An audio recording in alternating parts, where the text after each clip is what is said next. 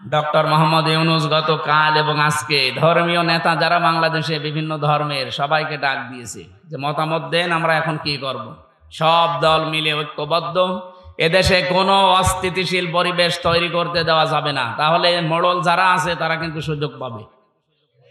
এই জন্য আপনারা অন্য ধর্মের যারাই আছেন আপনাদের ধর্মীয় অনুষ্ঠান পালন করবেন। আমাদের ধর্মীয় কালচার যেটা, এটা আমাদের ধর্মীয় কালচার আবহমান কাল থেকে দেশে এটা হয়ে আসছে, এটা কিয়ামত পর্যন্ত চলবে। ওয়ানসালনা ইলাইকা যিকরা লিতুবায়্যিনা লিন-নাসি মা নুযিলা ইলাইহিম ওয়া লাআল্লাহুম ইয়াতাফাক্কারুন। সূরা নাহলের 44 নম্বর আয়াতের শেষের দিকে আছে, আল্লাহ পাক বলেন, হে নবী, এই কিতাব আপনার প্রতি আমি নাযিল করেছি, আপনি জীবিত মানুষদের সামনে ব্যাখ্যা করে শোনাবেন। কোন মানুষ? জবান খুলে বলবেন, কোন মানুষ? এই যে লিতুবায়্যিনা লিন-নাস, এখানে আরবি গ্রামার যারা জানে, আলেম যারা, লাম শব্দ ব্যবহার করা হয় 13টা অর্থে। প্রথম অর্থ হচ্ছে লাম ব্যবহার করা হবে আরবিতে জীবিত মানুষদের জন্য। অথচ দুর্ভাগ্যজনক হলেও সত্য, 96% মুসলমানের এই দেশে জীবিত মানুষদের সামনে কোরআনের ব্যাখ্যা বিশ্লেষণ করা বড় কঠিন হয়ে গিয়েছিল। বিশেষ করে 15.5 বছর। এক কথা বলছে না কেন? কি অবস্থা বানিয়েছিল, 14 জায়গায় অনুমতি নেওয়া লাগবে, তারপরে অনুষ্ঠান হবে। সরাসরি বলে না যে না কোরআনে দেশে চলবে না, কিন্তু যেন না চলে সেই ব্যবস্থা সব পাকাপোক্ত করেছিল। একজন নাকি তার বউকে খুব জোরে জোরে কিল দিত। একদিন বলছে, কি তুমি যেভাবে কিল মারো আমারে রাখবা না? কিলের ওজন দেখে টের পাও না? কিলের ওজন দেখে তো টের পাওয়া যায় যে তোমার রাখবো কিনা। ওরা সরাসরি 96% মুসলমানের দেশ তো বলে না যে না এই দেশে কোরআন চলতে দেব না, কিন্তু যেন না চলে সে ব্যবস্থা সব করেছিল বিভিন্ন কায়দায়।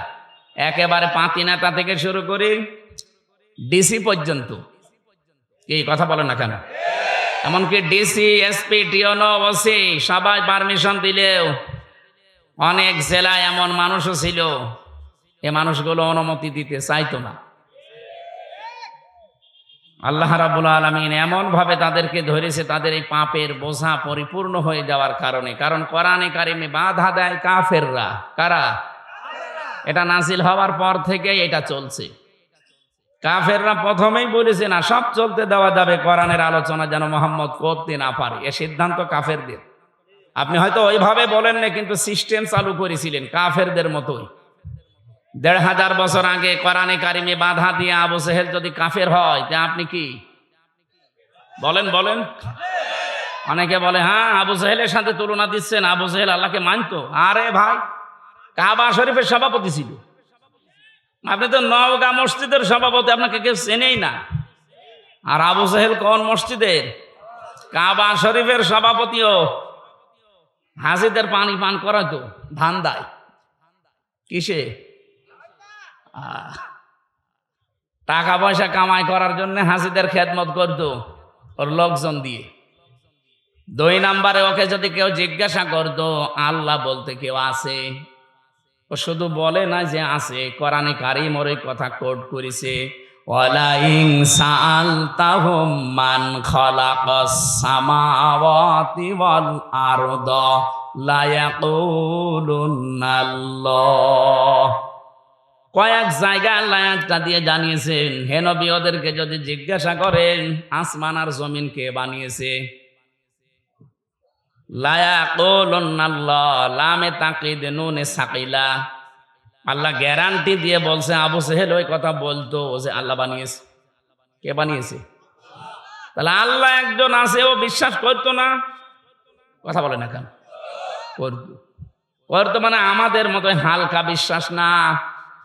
ওই দিন বদরের ময়দানে যাবে, ওই দিন বদরের যাওয়ার আগে কাবার গেলাম না। এখানে তো ডিস্টার্ব হচ্ছে ভাই, আমি আলোচনা বন্ধ করে দিই, হবে না? না হয় আপনি করেন না, আমি চলে যাচ্ছি, কথা বলা যাবে না। আমি আর কি মারছি নাকি? আপনি একটা বিষয় বসবেন না, আপনি বসে আছেন কোন কারণে? না না না, বোঝা লাগবে ভাই, আপনি মাহফিল দিয়েছেন তাই কি? কেউ যেন না আসে আপনার কাছে আর। যে আসবে 1 ঘন্টা পরে আসবে। না, আমি ডিস্টার্ব হলে কথা বোঝাতে পারি না ভাই, এটা আমার মনে হয় অপারগতা, কথা বলা যাবে না। আমি দুঃখ প্রকাশ করছি, কিন্তু কথা বলা যাবে না। যাই করেন কথা এখানে যেন না আসে। কিছু সূক্ষ্ম বিষয় সামনে আসবে, তো এই জন্য বারবার আমি মনোযোগ এই দিকে নিচ্ছি। এখানে বসবেন না, সকালবেলা বলবেন কি বলে গেল বুঝলাম না। আপনি বসবেন কি করে? আমি তো গল্প করছিলেন।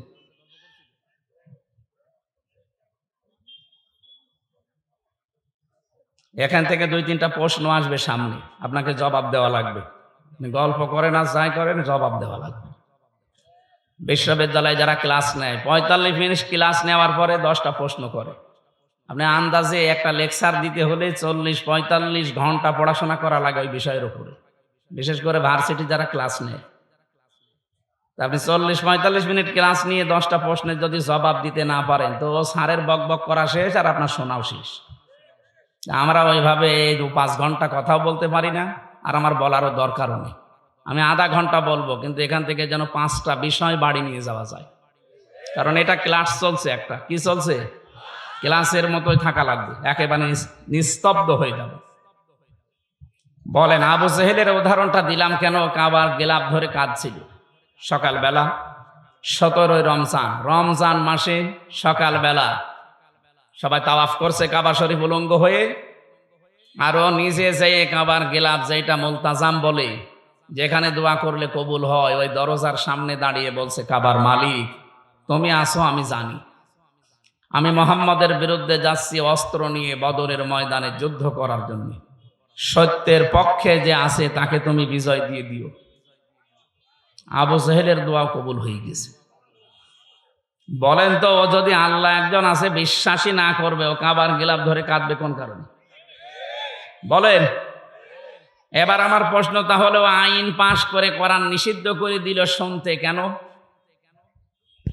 কারণ ও খুব ভালো করে জানতো, আমি যে ক্ষমতার চেয়ারে বসে আছি এদেশের প্রধানমন্ত্রী হয়ে, এটা একটা অবৈধ। ও ঠিক ভালো করে বুঝতো যে আমার চেয়ারের একটা পায়াও ঠিক না, সব নড়বড়ে পায়া। কিন্তু মোহাম্মদ যেটা কোরআন দিয়ে বোঝাতে চায়, যে অধিকারগুলো মানুষের প্রচার করে, যে এই অধিকার আমার আছে। আমার ভোট দেওয়ার অধিকার আছে না নেই? বলেন। হুয়া জিতাবাকুম ওয়া মা জাআলা আলাইকুম ফিদ্দীনি মিন হারাজ। সূরা হজের 78 নম্বর আয়াতের মাঝের অংশে আছে, আল্লাহ পাক বলেন, আমি তোমাদেরকে নির্বাচিত করি। নওগাঁবাসী একেবারে বিবেক দিয়ে বলবেন, নির্বাচিত করা হয় যে পদ্ধতির মাধ্যমে, ওইটার নাম নির্বাচন। আমি বেশি বললাম? নির্বাচিত করা হয় যে কোনো বিষয়কে কিসের মাধ্যমে? বলেন বলেন। 15.5 বছর তো নির্বাচনই হয়নি, এটাকে মিথ্যা কথা? অথচ আজ 8-9 দিন দেখতে পাচ্ছি বাইরের বিভিন্ন দেশে শ্রীমপ্রীতি পাওয়ার জন্য মানুষের কাছে মিথ্যা তথ্য ছড়াচ্ছে যে আমি নির্বাচিত ছিলাম, আমাকে নির্বাসন দেওয়া হয়েছে। নির্বাসন আমরা দেয়নি, আপনি নিজে নির্বাসন বেছে নিয়েছেন, আর নির্বাচিত ছিলেন, এটা দাহা মিথ্যা কথা। 15.5 বছরে যে নির্বাচন হয়নি, কেউ যে নির্বাচিত ছিল না, এটা যদি ঘোড়া কেউ জিজ্ঞাসা করে, ঘোড়াও হাসবে। কথা বলেন না কেন? বলে এই মিথ্যা কথা আপনি ছড়িয়ে কি পেতে চান? বিশ্বের মডেল কেন, তাম দুনিয়ার 257 রাষ্ট্র এক হয়ে গেলেও বাংলাদেশে এই জালেম আর আসতে পারবে না, কারণ আপনি নির্বাচিত ছিলেন না। এত বড় না মিথ্যা কথা বলেন কেন? নির্বাচনের আগে 154 জন আপনি ঘোষণা দিয়ে দিয়েছেন, কথা বলছেন না কেন? দিনের ভোট আপনি রাতে করে ফেলেছেন, নির্বাচন হইল কবে? আমার এই যে 33 বছর এখন বয়স, 18 বছর থেকে যদি শুরু করিতে 3 বার আমার ভোট দেওয়ার কথা, আমি তো একবারও দিতে পারলাম না। আপনাকে ভোট দিল কে? হয় আপনি নিজে নিজে দিয়ে নিয়েছেন, এক কথা বলছেন না কেন? আমার সাথে এক ওসি ছিল জেলখানা, আমি তো ফাঁসির কন্ডেম ছেলে ছিলাম। একদিন আমার এসে বলছে, হুজুর দেখেন তো আমার তওবার ধরনটা, দেখেন তো কিভাবে করলেন। এই যে নির্বাচন গেল, এই নির্বাচন আমি বাইরে ছিলাম, রাত 12টার পর থেকে আমি ভোট কাটা আরম্ভ করলাম। ফজর পর্যন্ত বাক্স ভর্তি করে বিভিন্ন জায়গায় পাঠিয়ে দিলাম। ফজরের নামাজের আগে ওযু করলাম, গোসল করলাম, 2 রাকাত নামাজ পড়ে বললাম আস্তাগফিরুল্লাহ। আমারই তওবা কি হয়েছে? না, আপনি তো আর আল্লাহর কাছে দোষ করেননি যে আস্তাগফিরুল্লাহ পড়বেন, আপনি দোষ করেছেন হামজার কাছে। কারণ একটা এমপি বানাতে 2.5 থেকে 3 লাখ বা 3.5 লাখ 4 লাখ হামজা লাগে। কথা বলেন এখানে। আমাদের মতো মানুষের রায় নেবেন, ভোট নেবেন, এরপরে আপনি পাস করলে বলবেন আমি এমপি। তা আপনি তো একাই 3.5 লাখ সব শেষ করে ফেললেন, আর এখন আপনি আস্তাগফিরুল্লাহ পড়েন আল্লাহর কাছে। আপনি কি আল্লাহর কাছে দোষ করেছেন? আমার মতো 3.5 লাখ 4 লাখ হামজা যদি আপনাকে বলে ঠিক আছে যান ওসি সাহেব মাফ করে দিলাম, তাহলে আপনি মাফ পাবেন। 2 নম্বরে ভয়ঙ্কর বিষয়, আপনি যতদিন জেলে আছেন এই কয় বছরের ভেতরে অনেক হামজা মরে গেছে। কথা বলেন এখন। আপনি তাদের কাছে মাফ চাবেন কি করে? এই জন্য জালেমদেরকে 15.5 বছর টিকিয়ে রাখার জন্য যারা চেষ্টা চালিয়েছে তারাও জালেম।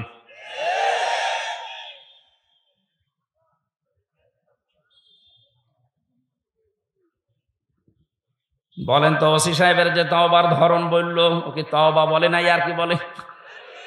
বাংলাদেশে বহু মানুষ এখন দেখছি আর কি মারছে। আরে ভাই তওবা হবে তো তার কাছে, অপরাধ হয়েছে যার কাছে। আপনি আল্লাহর কাছে কোনো অপরাধ করে থাকলে ওনাকে বলেন, উনি যদি মাফ করে দেয় দিক, শাস্তি দেয় দিক, ওনার ব্যাপার। আপনি তো অপরাধ আমার কাছে করলেন, আমার কাছে অপরাধ করে কাবার গিলাপ ধরে মাফ চাবেন, পুরাটা উল্টা না। আপনাদের তাওবা হচ্ছে না। যারা তাওবা করতে চান, অপরাধ করেছেন যার কাছে, স্বীকার করবেন তার কাছে। এইটা বাংলাদেশে যদি চালু হয়, পরবর্তীতে যারা চেয়ারে বসবে ওরা আর অন্যায় করার সাহস পাবে না, কারণ অপরাধ যার কাছে, স্বীকার করা লাগবে তার কাছে। আজকে এই সংক্রান্ত আয়াতগুলো আমরা কোরআন থেকে পড়েছি, আমরা কথা বলবো সামনে ইনশাআল্লাহ। আবু জেহেলের কথা বলছিলাম, এই লোকটা বেশ ভালোভাবে জানতো আমি যে চেয়ারে বসে আছি এ তো জোর করে আছি।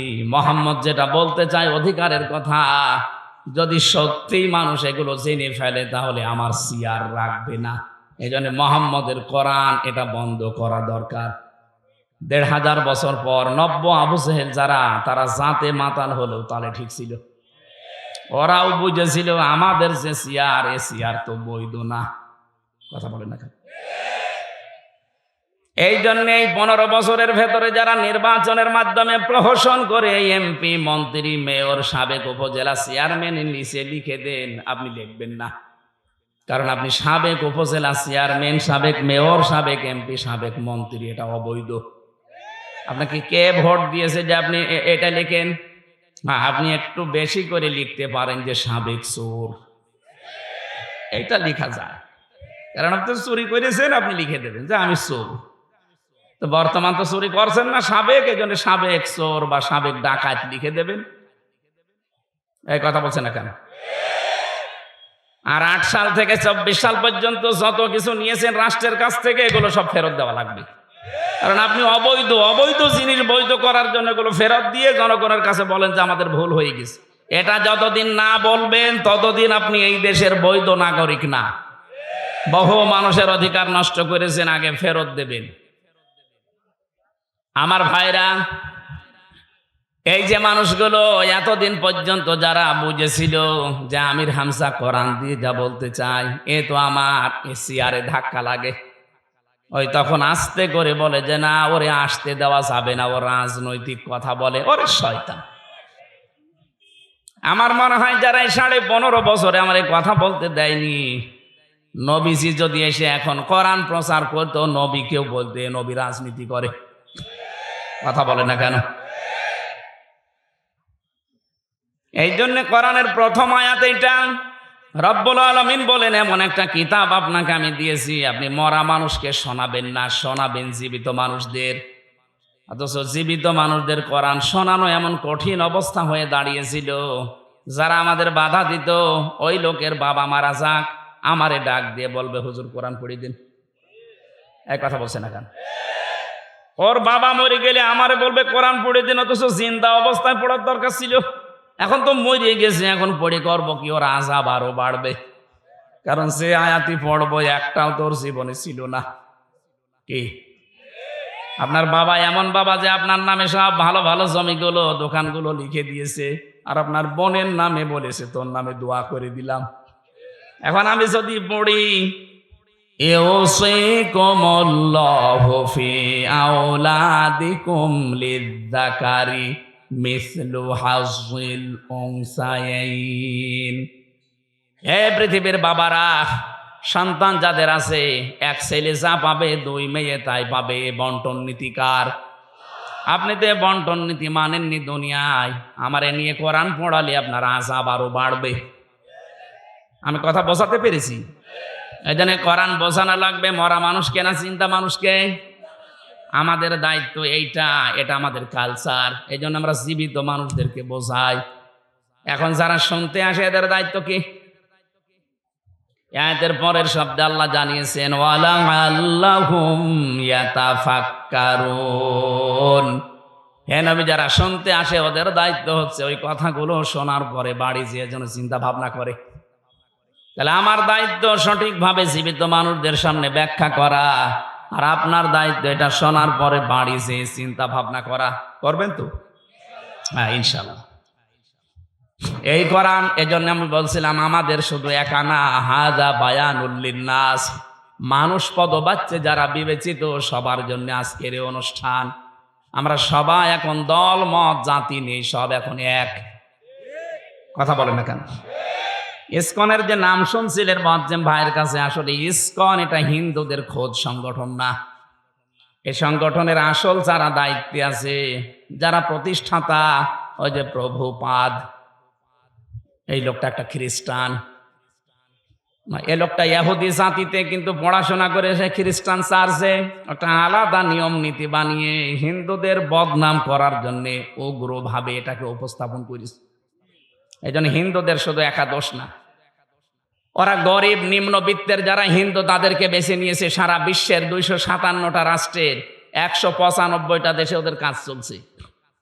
বাংলাদেশে আপনি তাকান, এই যে ঢাকার স্বামীবাগ, এর পাশে যে ইসকন মন্দির, ওর পাশে যে মেথরপট্টি আছে, এই গরিব হিন্দুদেরকে টাকা পয়সা দিয়ে ওরা দৌড়ে ভিড়িয়ে ইসকনের সদস্য বানিয়েছে।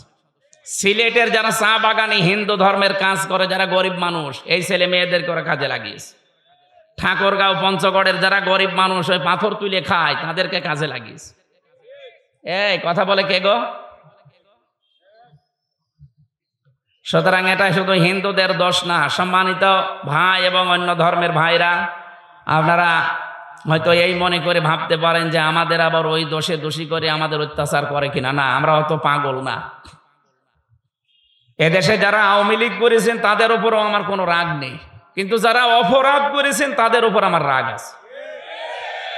কারণ আপনি বিনা কারণে জেনে শুনে অপরাধ করেছেন। আমাকে রিমান্ডে যারা নিয়েছিল প্রত্যেকটা অফিসার আমারে বলতো আপনার কোনো দোষ নেই, আমরা জানি। তাহলে এটা করেন কেন? এই যে 11 ঘন্টা আপনি টাঙিয়ে রাখলেন আমারে মাজায় দড়ি দিয়ে। আপনি নিজে বলছেন সকালে এসে যে হুজুর আপনার কোনো দোষ নেই, তাহলে এই কাজ করলেন কেন? এই জন্য অপরাধের সাথে এই 15.5 বছরে যারা জড়িত, সে যেভাবেই হোক, কারো কথা শুনে হোক, ডাইরেক্ট ইনডাইরেক্ট, এদের আমরা শাস্তি চাই। আর এদের শাস্তি যে হচ্ছে বা হয়েছে এর প্রমাণ দেখেন সূরা নমল 19 নম্বর পারা 20 নম্বর পৃষ্ঠা 7 নম্বর লাইনের 52 নম্বর আয়াত। ভালো করে একটু মিলান দেখেন। আমার তো মনে হচ্ছে খাপের খাপ মমতাজের বাপ মিলে যাচ্ছে। আপনি একটু দেখেন তো মেলে কিনা। আল্লাহ পাক বলেন ফাতিলকা বুয়ুতুহুম খাবিয়াতাম বিমা যালামু। এখানে আলেম নেই, ফা দিয়ে আরম্ভ করলেন আল্লাহ বক্তব্যটা। আল্লাহ বলেন ফাতিলকা বুয়ুতুহুম, বাইতুন দেননি, বুয়ুত বহু বচন, এরপরে হুম এটা জমির, এইটাও বহু বচন। আল্লাহ বলেন এই যে এই সেই ঘরগুলো, এই সেই, ভালো করে জবাব দেবেন, এই সেই ঘর না ঘরগুলো? আল্লাহ এক জালেম আমার মনে হচ্ছে অনেক আছে। আল্লাহ বলেন এই সেই ঘরগুলো। কাদের ঘর? জালেমদের। কাদের? খাবিয়াতান, জনশূন্য করে দিয়েছি, পরিত্যক্ত বানিয়ে দিয়েছি। বিমা যালামু, তাদের জুলুমের কারণে। এই আয়াতটা যে কত বাস্তব এবং সত্য এটা 2024-এর 5 আগস্টের বিকাল 5টায় আমি দেখতে পেয়েছি। কুষ্টিয়ায় দেখেন হানিফের বাড়ি, বিকাল 5টা বাজতে বাজতে পায়খানার প্যান পর্যন্ত খুলে নিয়ে চলে গেছে। ইট তো নেই, প্যানও খুলে নিয়ে চলে গেছে। এখন হয়ে গেছে ওটা জাতীয় টয়লেট, মানুষজন যায় আর ওখানে পায়খানা প্রসাব করে। গত 3 দিন আগের পত্রিকা দেখেছেন ঢাকায় যে বাড়িটা, এত দামি বাড়ি, মানুষ অনেকে আবেগে যে চুমা খেত, অথচ এখন ওইটা গণ টয়লেট। মানুষ বিভিন্ন জন যাচ্ছে, একবারে 8 জন 10 জন করে বিভিন্ন দিকে ইঞ্জিন দিয়ে প্রসাব করছে। আপনি পেপারে দেখলাম। কাবা শরীফ তাওয়াফ করছিলাম একবার 16 সালে, 7 চক্কর দিলাম, বেশ ভালোই লাগছিল। হঠাৎ উপরে গেলাম, যে দেখি পেটে ব্যথা করছে। এক পুলিশকে ডাক দিয়ে বললাম, ইয়া সাদেক তাল, এদিকে আসেন।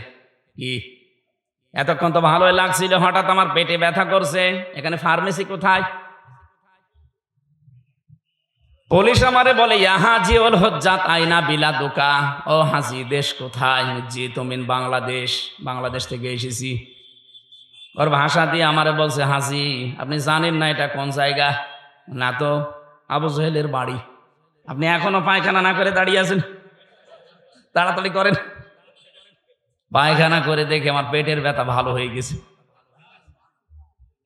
আল্লাহ যেন আমাকে জানাতে চাচ্ছে, হামজা এত টাকা খরচ করে আসলে আর শয়তানের মুখে পায়খানা না করে চলে যাবা, তাড়াতাড়ি করো।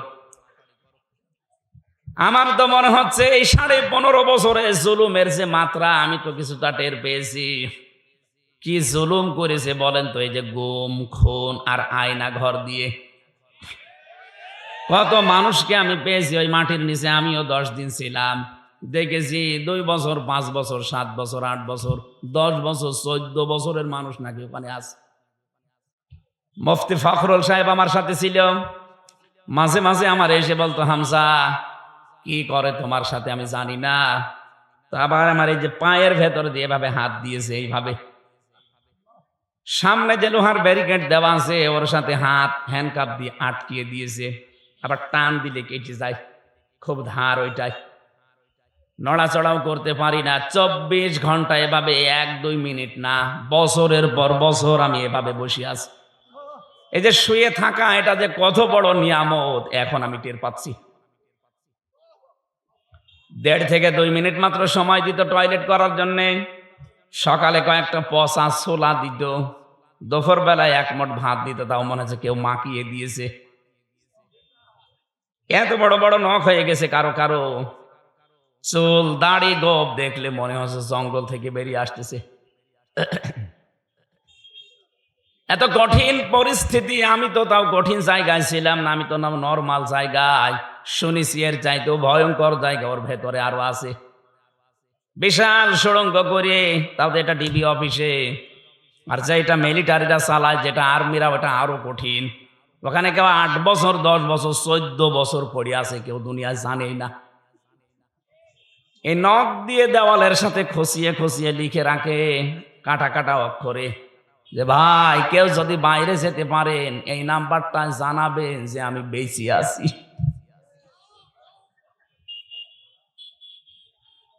এ জুলুম যারা করেছিলেন এই 15 বছর 15.5 বছর ধরে, আপনি বলেন তো কোথায় পৌঁছিয়েছিলেন? এখনো পর্যন্ত অনেক জালেম দেখছি, জালেমদের সাফাই গায়ে যে কি করেছে যে তার পালিয়ে যাওয়া লাগলো। শয়তান, তোমার সাথে তো হয়নি, তুমি টের পাচ্ছ না। তোমার বাবার সাথে যদি এটা হয়তো তুমি টের পাইছ।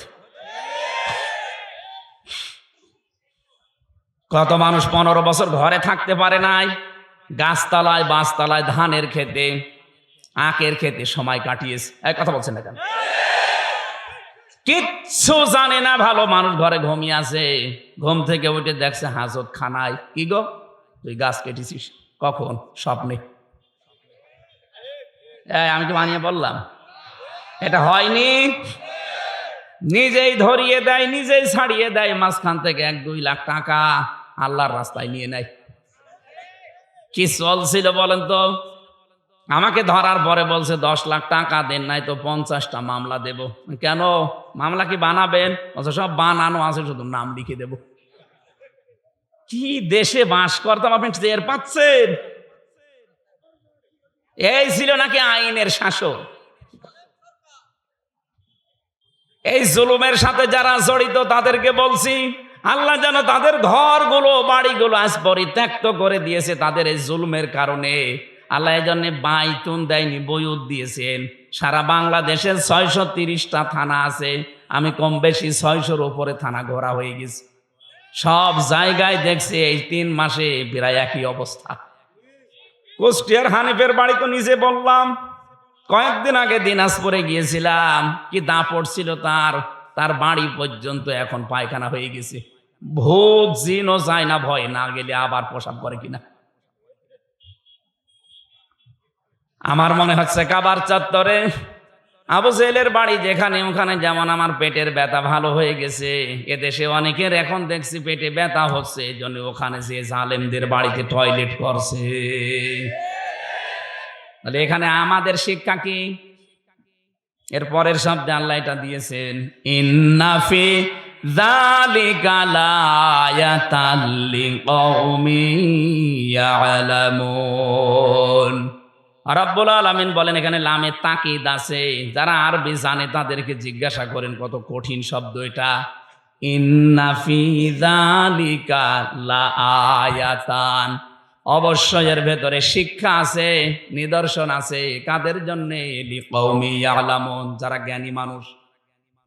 তাহলে আমাদের এখান থেকে নেওয়া লাগবে আজকে, আগামীতে যারা যাবে তারা যেন জালেম না হয়। যদি জালেম হয় তাদের বাড়ি ঘরও কিন্তু এরকম ওজাড় গৃহ হয়ে যাবে। এই জন্য যারা যাবেন আমরা নিষেধ করছি না, যে যাবেন যান, কিন্তু জুলুম করবেন না। জালেমদের 15 বছরের শিকড় যদি আল্লাহ কেটে দিতে পারে, আপনি তো এখনো জানিনি, এখনই অনেকে জুলুম আরম্ভ করেছে। 5 তারিখের পর থেকে দেখতে পাচ্ছি অনেকে এখনো বিভিন্ন জিনিসে হাত মারছে। কেউ বাজারে, কেউ নৌকা ঘাটে, কেউ গরুর হাটে। এক কথা বলছেন এখন। কেউ চাঁদাবাজি আরম্ভ করে দিয়েছেন, এখনো থালা পাননি হাতে, পেলে কি করবেন? এজন্য সাবধান। ওরা অত্যাচার করেছে, ওরা এজন্য জালেম। আপনিও যদি শুরু করেন, আপনিও তো জালেম। তো ওদের ভেতর আর আপনার ভেতরে পার্থক্য কি? যেন এমন আচরণ, এমন চরিত্র তৈরি করা লাগবে যেন ওদের সাথে না মেলে। কারণ মান তাশাব্বাহা বিকওমিন ফাহুয়া মিনহুম, যার সাথে আপনার চরিত্র মেলবে কিয়ামতে তার সাথে উঠবেন। 15.5 বছরে জুলুম করে, চুরি করে, টাকা পয়সা পাচার করে ওরা যে অপরাধ করেছে, আপনিও যদি ওইটা করেন, কিয়ামতে ওর সাথে উঠলে আপনার আর কি উঠতে চান ওদের সাথে? আপনি কি এই দরবেশ সালমান রহমানের সাথে উঠতে চান? কি নমো, দাড়ি কেটে নমো হয়ে গেছে, পৃথিবীর ইতিহাস পাল্টিয়ে ফেলেছে লোকটা। 7টা ব্যাংক থেকে 36,000 কোটি টাকাও মারিং কাটিং করেছে। ইসলামী ব্যাংকটা ধ্বংস করে দিয়েছে এস আলমের মাধ্যমে।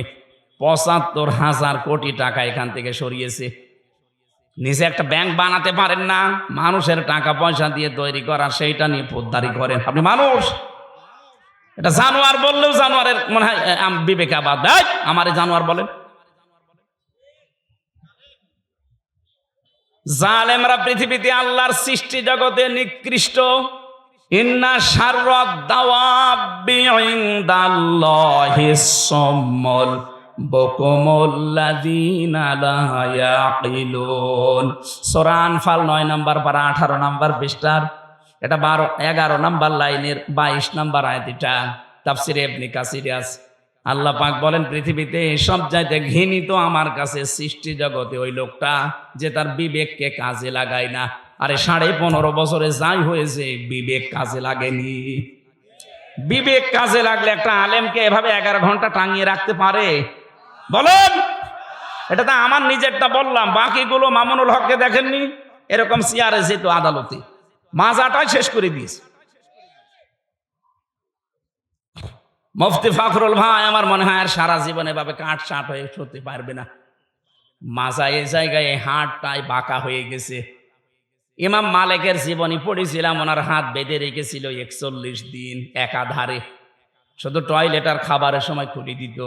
এই জন্য ওনার হাত এই হাড় থেকে ডিসকানেক্ট হয়ে গিয়েছিল। বহু আলেমের ওখানে আমি দেখেছি যারা আজ 22 বছর, যারা আজ 14 বছর, যারা আজ 10 বছর 12 বছর পড়ে আছে, এত কষ্ট ভেতরে আলেমদেরকে ওরা দিয়েছে। আমি তো তোমার হালকা পেয়েছি, আমার চাইতে আরো বেশি পেয়েছে অনেকে। তাদের শরীরে যে বিভিন্ন জিনিস নড়বড়ে হয়ে গেছে। এই জুলুমগুলো যারা করেছিলেন, এখন যদি কেউ সামনে এরকম করার চিন্তা ভাবনা করেন, এদের এত বড় শিকড় যদি আল্লাহ কেটে দিতে পারে, আপনি তো কিছুই না। কথা বলেন না কেন? ওদের শিকড় কত নিচে ছিল দেখেছেন? দারোয়ান থেকে শুরু করে একেবারে সংসদ পর্যন্ত সব ওদের সাজানো লোক। এক কথা বলছেন না কেন? সব ওদের সাজানো, সব ওদের বানানো, এরপরও টিকতে পারলো না। আর আপনার তো এখনো সাজানো কিছুই হয়নি, আন্দাজে মুখ জোর করছেন। এই জন্য চরিত্র ঠিক করবেন। ওদের মতো চাঁদাবাজি যদি করেন, আপনার বাড়িও টয়লেট হবে। কথা বুঝতেছেন? ওদের মতো মিথ্যা মামলা যদি দেন, আপনার বাড়িও এরকম পরিত্যক্ত হয়ে যাবে। গতকালকে কুমিল্লাতে একটা সমাবেশ ছিল।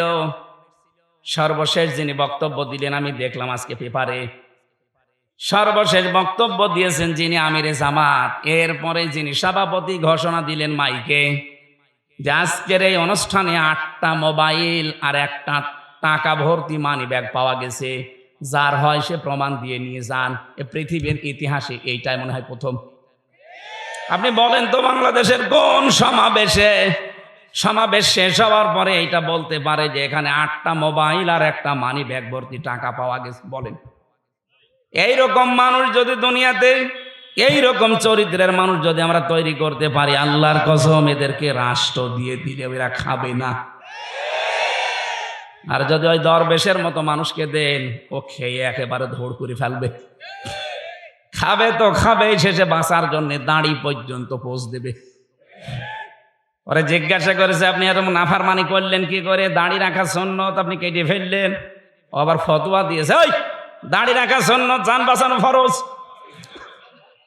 আমি দাড়ি কেটে সুন্নত ফেলে দিয়ে ফরজ আমি চেষ্টা করছিলাম বাঁচার, কিন্তু পারলাম না। নৌকা আমারে ধরিয়ে দিল, নৌকা ধরিয়ে দিয়েছে।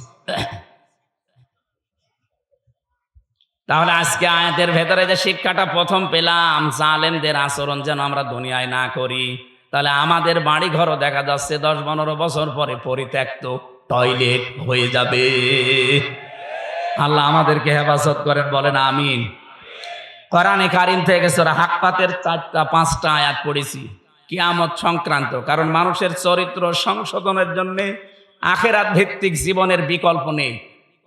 এটা যদি আপনার ভেতরে তৈরি না হয়, কখনো আপনারা দেখতে মনে হবে বিশাল দরবেশের মতো, কিন্তু চরিত্র খারাপ। আর আপনার দেখতে শুনতে যাই হোক, ভেতরে যদি হযরত ওমরের মতো জবাবদিহিতার ভয় থাকে, আপনি দেখতে ভালো না হলেও আপনি একটা জান্নাতি মানুষ।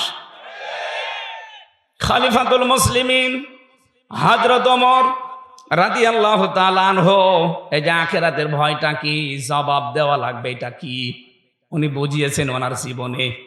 এই কথা বলছেন কেন?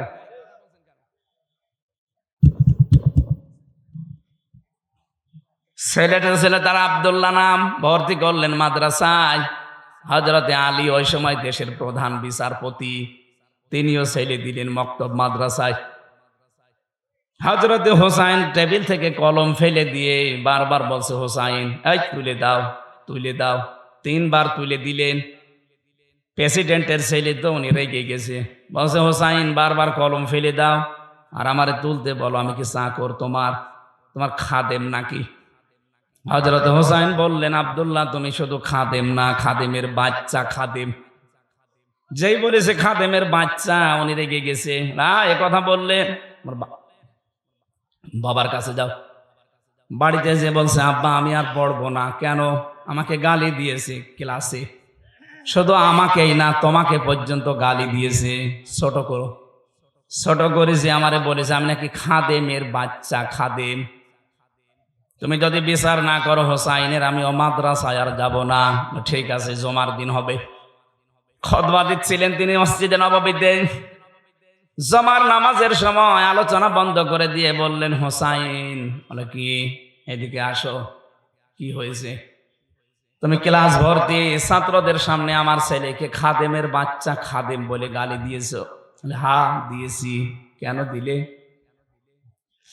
ইমাম হোসাইন বলে, খলিফা বুকে হাত দিয়ে বলেন তো, আপনি কি আমার নানার খাদেম ছিলেন না?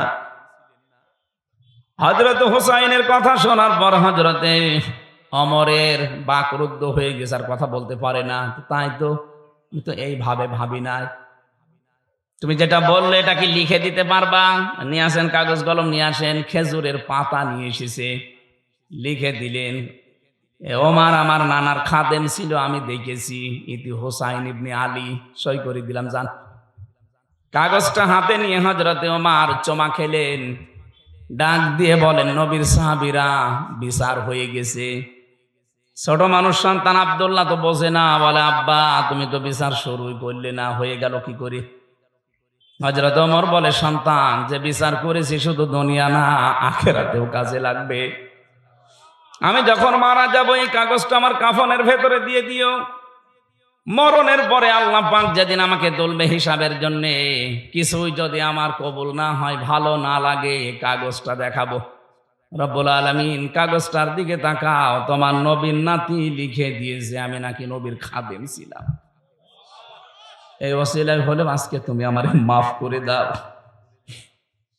হিসাবটা শুধু সারা জীবন শুনেছি যে হিসাব, দুদুকে ধরলে আপনি পাগল হয়ে যান, তাও তো তাদেরকে ঘোষ ঘাস দিয়ে উল্টা পাল্টা করা যায়, কিন্তু আল্লাহর দুদুক আল্লাহ পাক যদি ধরেন হিসাবের জন্য, এক গ্লাস পানির জবাব দিতে পারবেন না।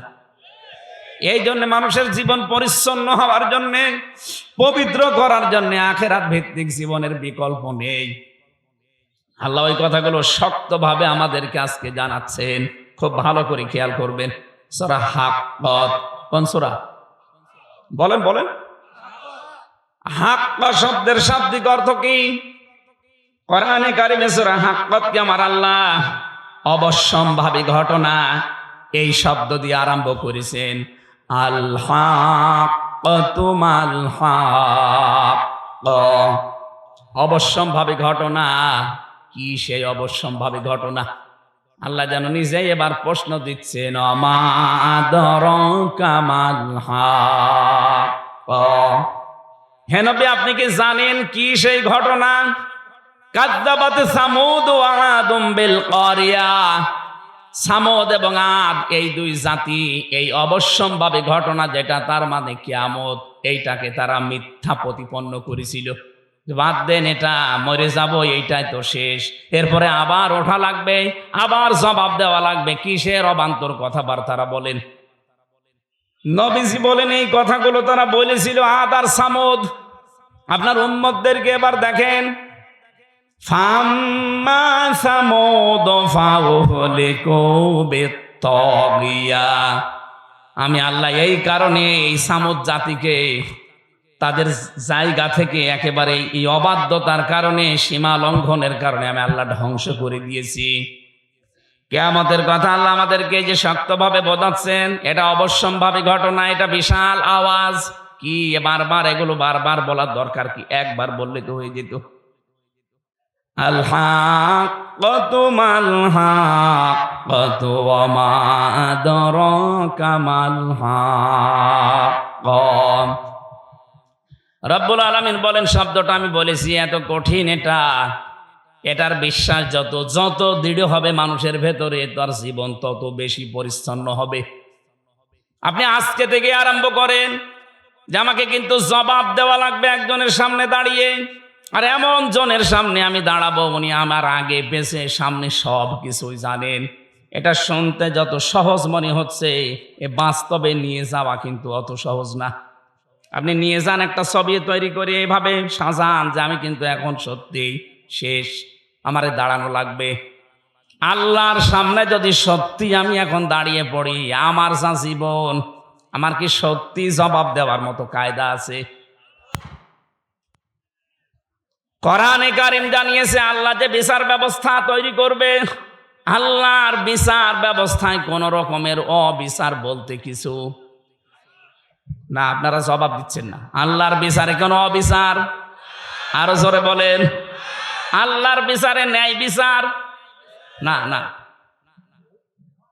ভালো করে শুনবেন, আমি তো এই জন্য বলছি কান লাগান। আল্লাহর বিচারে যেমন অবিচার নেই, যদি কাউকে নিজের ইচ্ছায় ক্ষমা করে দেয় ওই লোকটাই শুধু জান্নাত পাবে। এই জন্য নবীজি প্রতিদিন 99 থেকে 100 বার করে তিনি পড়তেন, আল্লাহুম্মা হাসিবনি হিসাবা ইয়াসিরা, আল্লাহ তুমি যাই করো অন্তত আমার হিসাবটা সহজ করে দিও। এটা যত বেশি আপনার কাছে পরিষ্কার লাগবে, যত বেশি পরিচ্ছন্ন মনে হবে যে না এরকম একটা সামনে আসতেছে, আপনার দ্বারা তত অন্যায় কাজ ছেড়ে দেওয়া সহজ হবে। এটা তো নিজের ব্যাপার, আমি না খেয়ে মরবো কিন্তু আমি অবৈধ জায়গায় হাত বাড়াবো না, আমার চোখ দিয়ে যেটা নিষেধ দেখা আমি দেখবো না। 14 জন নারী বাদ দিয়ে পৃথিবীর কোন নারীর দিকে লোলুপ দৃষ্টিতে তাকানো জায়েজ নেই। কয়জন বলেন বলেন? 1 নম্বরে আপনার মা, 2 নম্বরে আপনার আপন মেয়ে, 3 নম্বরে আপনার আপন ফুফু, 4 নম্বরে আপনার আপন খালা, এরপরে আপনার ভাইয়ের মেয়ে, বোনের মেয়ে, আপনগুলো, এরপর আপনার পুত্রবধূ। 14 জনের নাম আমি তাফসিরে পেয়েছি।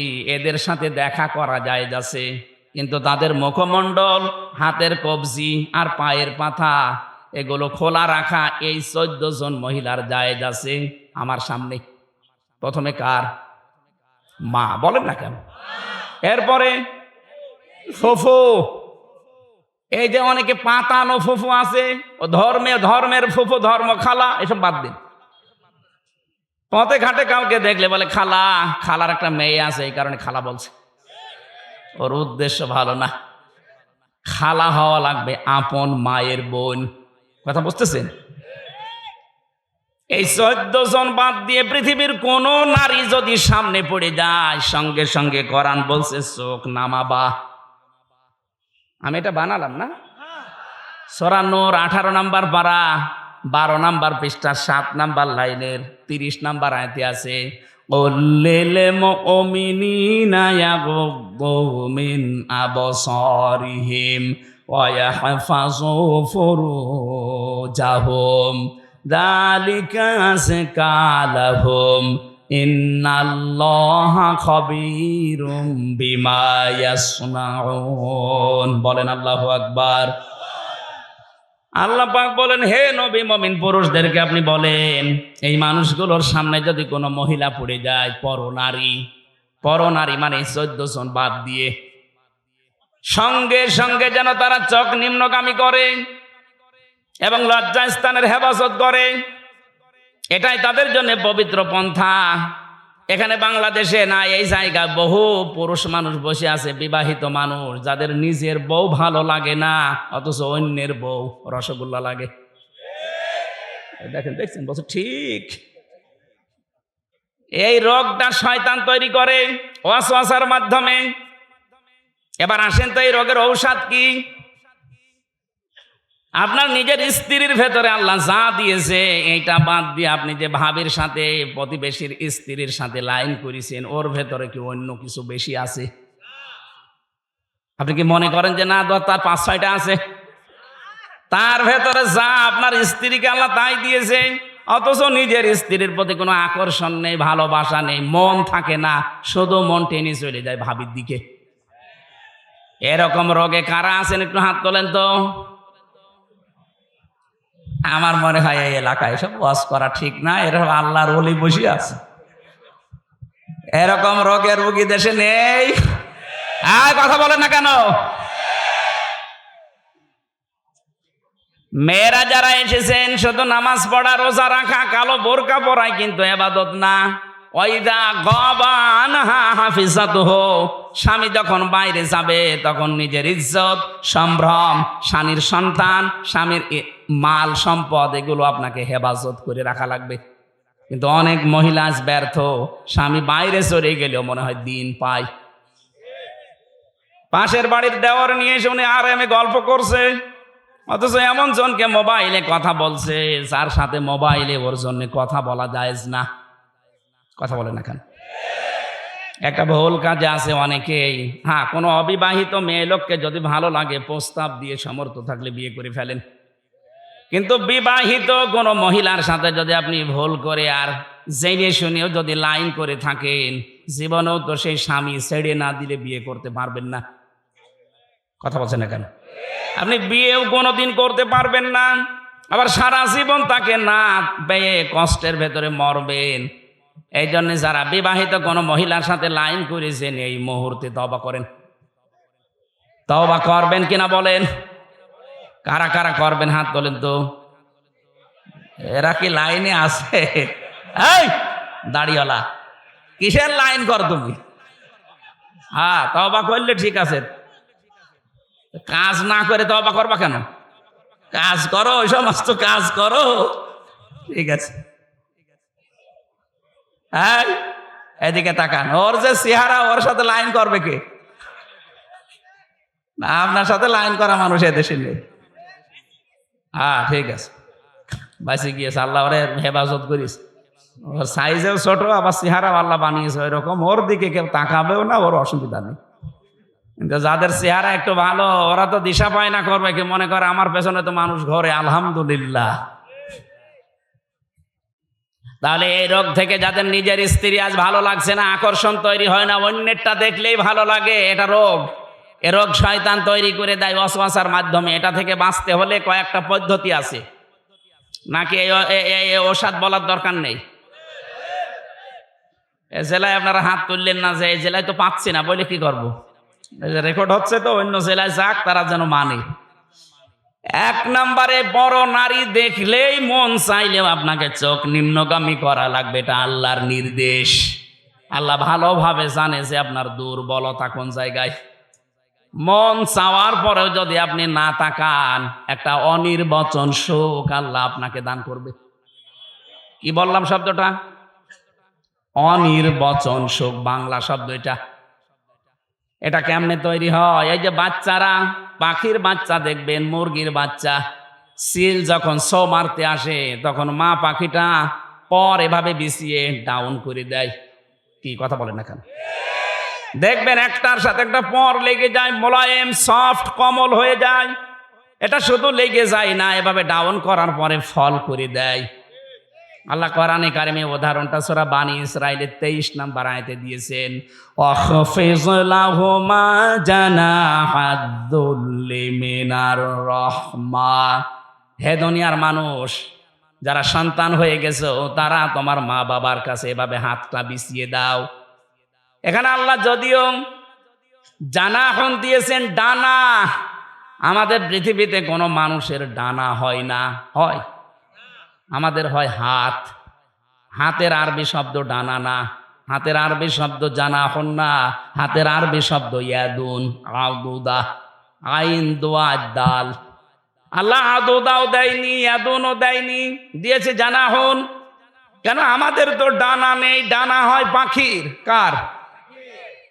পাখির ডানা হাওলাত করে আল্লাহ আমাদের লাগিয়ে দিলেন কেন?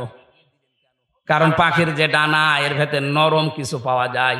এই যে পরগুলো পাবেন, পালক, এত সফট, এত কোমল, এত মোলায়েম, একটার সাথে আর একটা লাগবে। এর নিচে যখন বাচ্চারা আশ্রয় নেবে, এই পলকের নিচে দেখবেন ছোট ছোট কুয়াগুলো আছে, এত নরম। এটা একটার সাথে আর একটা লাগার কারণে নিচ দিয়ে যেগুলো ঝরে যায়, ওই বাচ্চাগুলো নিচে যাওয়ার পরে ওদের মাথায়, ওদের চোখে, বিভিন্ন জায়গায় যখন লাগে, একটা আলাদা শান্তি।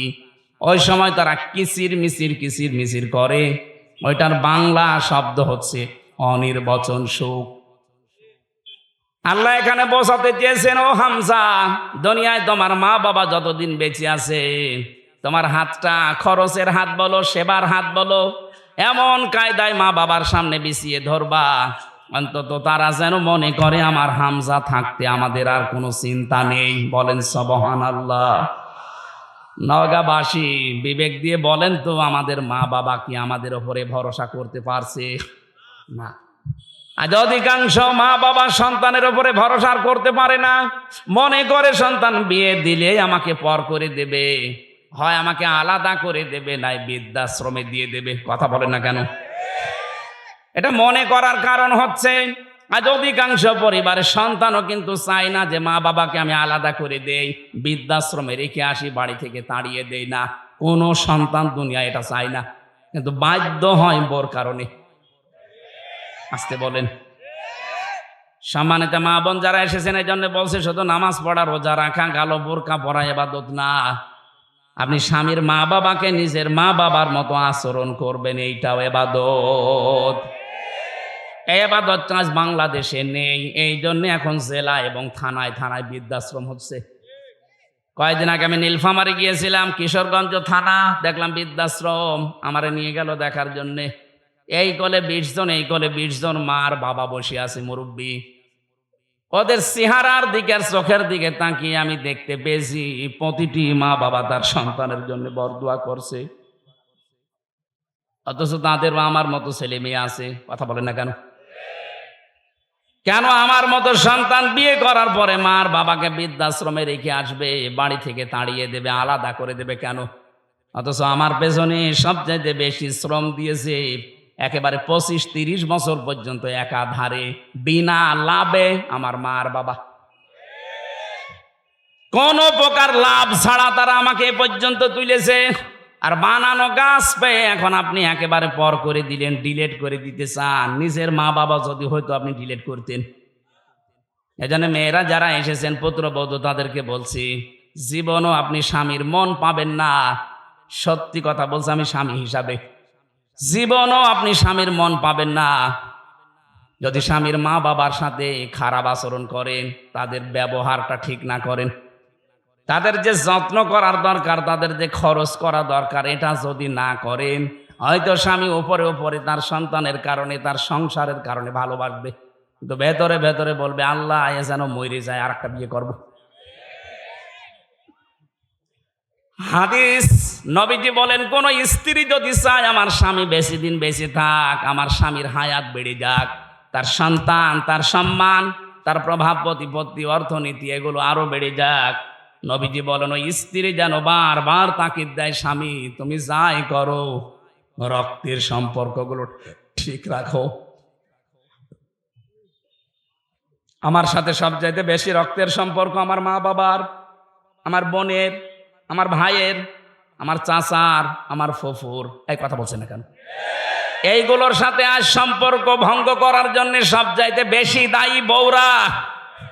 আমি জানি মেয়েরা এখন আমার নামে বরদোয়া করছে, আল্লাহ হুজুর মরুক, মরবো তাও আমি বলবো, কারণ আমি চাই আপনারা যেন বেঁচে যান। হাজারো স্ত্রী কিন্তু জাহান্নামে যাবে, কিন্তু এই স্বামী স্ত্রীর এই রক্তের সম্পর্কগুলো নষ্ট করার কারণে। কারণ আল্লাহ পৃথিবী তৈরি করার পর কমপ্লিট যখন হয়ে গেল, তখন এই রেহেম, যেটা রক্তের সম্পর্ক, আত্মীয়তা, এটা আল্লাহর পা চেপে ধরেছিল। ডাক দিয়ে বলে মাবুদ আমার সম্পর্কে তো কিছুই বললে না। আল্লাহ পাক ওই দিন জানিয়েছে, রেহেম তোমার সম্পর্কে আমার রায় হচ্ছে, তোমার সাথে যারা সম্পর্ক অটুট রাখবে তাদের সাথে আমার সম্পর্ক ঠিক থাকবে, আর তোমার সাথে যাদের সম্পর্ক কাট হয়ে যাবে, আমি আল্লাহ বলছি তাদের সাথে আমিও সম্পর্ক ছেদ করলাম। বলেন নাউজুবিল্লাহ। আপনি বড় নাবজোক বাগায় দিয়ে নামাজ পড়ে হাসি হয়ে কি করবেন যদি এইগুলো ঠিক করতে না পারি আমরা? এই জন্য আমি সহ যারা এসেছি আশা করব অবশ্যই আজকে থেকে যাই হোক, যদি বউ বাদ দেওয়া লাগে দরকার হয় বাদ দিয়ে আর একটা বিয়ে করব। রক্তের সম্পর্ক ছিন্ন করে জাহান্নামে হওয়া যাবে না। কারা কারা পারবেন হাত তোলেন তো। ওরে বাবাই, বিয়ে করার জন্য হাঁ করি আছে, ঠিক আছে করবেন, 4টা পর্যন্ত করবেন। বিয়ে করা জায়েজ আছে, কিন্তু শর্ত 3টা। শুধু সুন্দরী আর মনোমুগ্ধ পরিবেশ দেখে, টাকা পয়সা দেখেই পাগল হওয়া যাবে না, 3টা বিষয় দেখা লাগবে। প্রথম, বিয়ে জায়েজ, পরের গুলো জায়েজ করার নিয়ম 3টা। আমরা তো অনেকেই সুন্দরী খুঁজি, সুন্দরী দেখে পরের গুলো না, এটা নিয়ম না। ইসলাম বিয়ে করতে বলেছে, কিন্তু আগের আয়াত পরের আয়াত দেখেন, সূরা নিসার 3, 4, 5। আল্লাহ পাক যেগুলোর নাম দিয়েছেন, এখানে হয় এতিম হওয়া লাগবে, অসহায়, 2 নম্বরে সে বিধবা হওয়া লাগবে, 3 নম্বরে তার স্বামী পরিত্যক্তা হওয়া লাগবে। এরকম মহিলা দেখে বিয়ে করার নিয়ম। আরো খুঁজে বেড়াচ্ছে আকিস গ্রুপের মেয়ে। আমার আকিস সাহেবের 3 বউ, ওনার ছেলে 4 বউ। প্রথমটা ঢাকা বিশ্ববিদ্যালয় স্যার, শিক্ষিকা, পরের গুলো সবই একটু নর্মাল। দ্বিতীয়টা ঠিক আছে, দ্বিতীয়টা এমবিবিএস ডাক্তার, 3 নাম্বারটা নার্স, 4 নাম্বারটা ওনার কর্মচারী। উনি তো এই কোরআনের আয়াত মিলিয়েই করেছে, অসহায়, বিধবা করেনি, স্বামী পরিত্যক্তাও না, কিন্তু গরিব মানুষের মেয়ে। তো ওনাদের যে সম্পদ আল্লাহ দিয়েছে, ওনাদের যে সম্মান, ওনাদের যে শরীর, যা খায়, আকিজের বড় ছেলের সাথে আমি থাকি, উনি দেখেছি, উনি যে খাবার খায়, এক এক দিন মনে হয় 8 থেকে 10,000 টাকার খাবার। এই এত খাওয়া লাগে না, এমন এমন খাবার, এত দাম 2,000 টাকা। এই জন্য শরীর ওইরকম টাইট। এখন 70 বছর বয়স, 4টা বউ, আল্লাহর রাস্তায় চালিয়ে যাচ্ছে, কোনো অসুবিধা নেই। অথচ আমার যে শরীর একটাই চলে না, আমি একটারই সময় দিতে পারি না। এই যে কয়দিন বের হয়েছি বাড়ি থেকে, খালি বাড়ি থেকে গেতাছে, ওই তাই ঘুরে বেড়াও গা। এমনি 3 বছর জেল খেটে আসলে হয়নি, আবার ওই জেলের মতোই ঘুরে বেড়াও, তোমার আর বাড়ি আসার দরকার নেই। তা আমার দ্বারা 4 বউ সাজে? যদি অসহায় হয়, যদি বিধবা হয়, স্বামী পরিত্যক্তা হয়, এইরকম মহিলা দেখে এতিম অসহায় তাদেরকে দিয়ে বিয়ে করা জায়েজ আছে পরের গুলো। আর আমরা এটা উল্টিয়ে ইসলামকে কলঙ্কিত করার জন্য শুধু খুঁজে বেড়াই ধনী মানুষ আর সুন্দরী। না, প্রথমটা ঠিক আছে, প্রথমটা আমি মনে হয় এটা বোঝাতে পেরেছি। আয়াতটা নিয়ে অনেকের অভিযোগ আছে, 4 বিয়ে করতে বলে। আমার রিমান্ডে বলছিল এক অফিসার, মুসলমান, আপনার আকিজের ছেলে 4 বিয়ে করেছে, তাহলে আমার বউকে বলবো 4 স্বামী ধরতে? আমরা ধরতে বলে, আপনার বউ যদি 4 স্বামী ধরে, যদি ছেলে হয়, কোন কোন বাপের পরিচয় দেবে? বলছে ডিএনএ টেস্ট করে পরীক্ষা করে দরকারে বলবে যে অমুক বাপের ছেলে। কত বড় শয়তান! এক মহিলার যদি 4 স্বামী হয়, সন্তান হলে কাড়াকাড়ি হবে না? এ বলবে আমি হাফ বাবা, ও বলবে আমি ফুল বাবা, ও বলবে আমি 3 ভাগের 1 ভাগ বাবা। আর একজনের যদি 4 স্ত্রী হয়, সন্তান যদি এক এক বছরে 4টা করে হয়, বাবা কয়টা?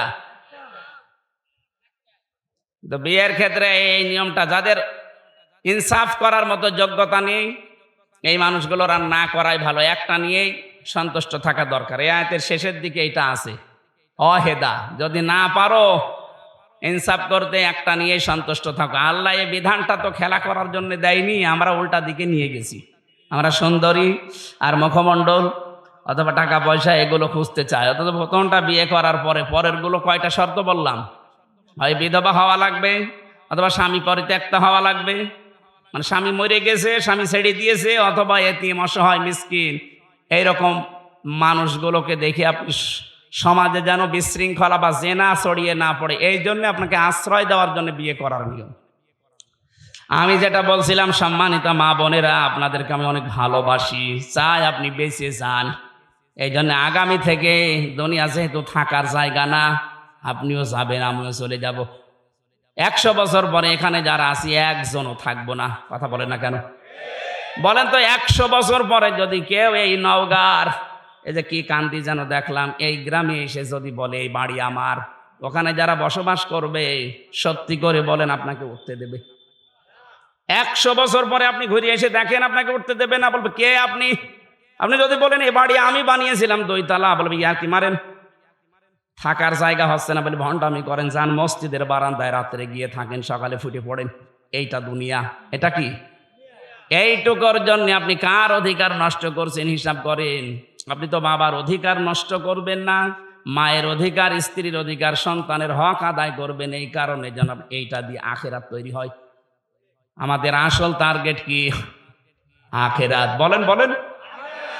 আল্লাহ রাব্বুল আলামিন বলেন, এই যে জবাব দেওয়া লাগবে, হিসাব দেওয়া লাগবে, এটা যারা অস্বীকার করেছিল, এই মানুষগুলোকে এই সীমা লঙ্ঘনের কারণে এমন পর্যায়ে আমি পৌঁছিয়েছি। আপনি তাকান, বিচারের যে সিস্টেম আমি তুলে এনেছিলাম কোরআন দিয়ে, প্রথমে আল্লাহ বিচার সাজাবে আপনাকে দিয়ে একা একা। অকুল্লুহুম আতিহি ইয়াউমাল কিয়ামাতি ফারদা।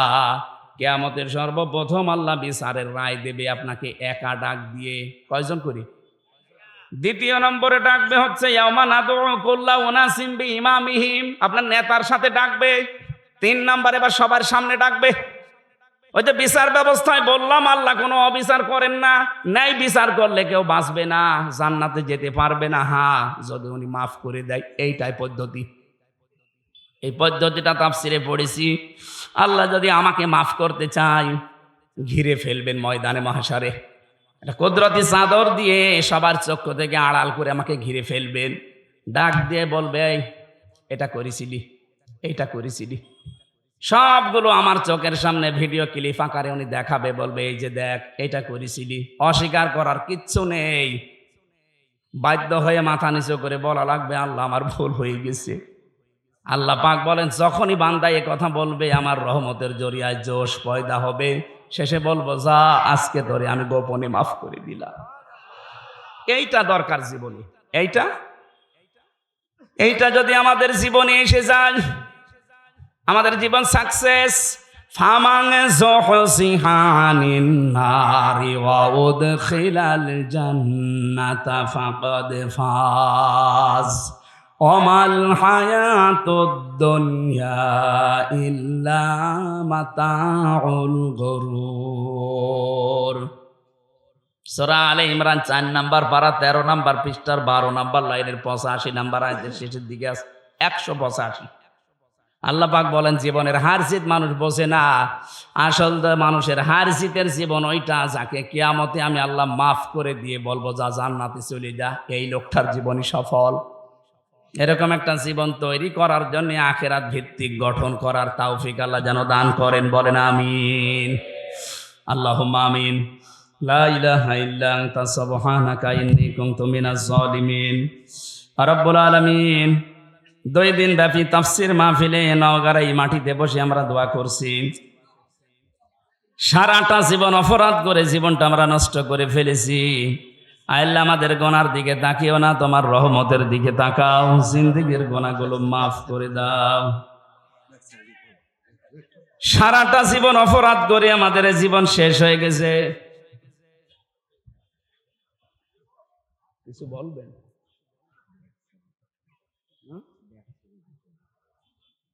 আগের থেকে একটা কিছু লিখে দিতে পারলেন না, একবার ব্যাগ ছেড়েছে আর ফেরা যাবে না, মানুষ বিরক্ত হয়ে যাবে। খালি কালেকশন করলে তো আপনি মাহফিল এইভাবে আর দেবেন না। হ্যাঁ, ব্যাগ একবার দিল না, মুয়াজ্জিম ভাই দেবে, আবার কয়বার দেবে মানুষ? যাদের সামর্থ্য আছে যাওয়ার সময় ড্রাম দেবেন, দিয়ে যাবে। লা ইলাহা ইল্লা আনতা সুবহানাকা ইন্নী কুনতু মিনাজ জালিমিন। আল্লাহ তাআলা এই আঞ্জাম দিয়েছে যারা এই বিশাল আয়োজনে, এদের অর্থনৈতিক যে অভাব আছে দূর করে দাও। কিয়ামতে জবাবদিহিতা তৈরি করা লাগবে এরকম আচরণ, এরকম পরিবেশ আমাদের জীবনে এনে দাও রব্বুল আলামিন। মা বাপ যাদের নেই কবরে আছে এদেরকে ক্ষমা করো। কত মানুষ আমরা হাত তুলেছি, আমাদের অনেকের আপনজন হারিয়ে গেছে, আমরাও একদিন হয়তো হারিয়ে যাব। এভাবে আমাদের সন্তানেরা আমাদের জন্য দোয়া করবে রব্বুল আলামিন, তাদের দোয়াগুলো আমাদের পাথেয় বানিয়ে দিও আল্লাহ। প্রশাসনের যে ভাইগুলো এসেছে কবুল করো। এই মাহফিলের সম্মানিত সভাপতি একজন হাজি মানুষ, তাকে কঞ্জো কবুল করে নাও। প্রধান অতিথি, বিশেষ অতিথি যারা আমরা এসেছি, আমাদের জীবনটা তুমি পরিচ্ছন্ন করে দাও। এমন জীবন গঠন করার তৌফিক দাও যেন তোমার সামনে দাঁড়ানো যায়। মা বোনদেরকে পর্দা আড়ালে খাদিজার মতো, আয়েশার মতো বানিয়ে দাও। আগামীতে অনুষ্ঠানটা কোরআনের প্রচারে আরো বড় করে মঞ্জুর করো আল্লাহ। বারাকাল্লাহু লানা ওয়া লাকুম ফিল কোরআনিল আযীম। এলাকায় মাটির নিচে কত মানুষ বছরের পর বছর ঘুমিয়ে আছে আল্লাহ, ওরা কবরগুলো তুমি জান্নাতুল ফেরদাউস তৈরি করে দাও। এই দেশটাকে আমরা দেখতে চাই কোরআনের রঙে রঙিন। 53 বছর আমরা দেখেছি বিভিন্ন মানুষ চালিয়েছে, কাঙ্ক্ষিত মানের শান্তি দিতে পারে নাই। এখন শুধু বাকি আছে তোমার আইন দিয়ে দেশটা চললে কেমন দেখা যায়। চর্ম চোখে এটা দেখে মরার তৌফিক দাও। আলহামদুলিল্লাহি রাব্বিল আলামিন। লা ইলাহা ইল্লাল্লাহু মুহাম্মাদুর রাসূলুল্লাহ। আদায় করার মাহফিলে আমি নিতে চাই না, এই জন্য ঝামেলা।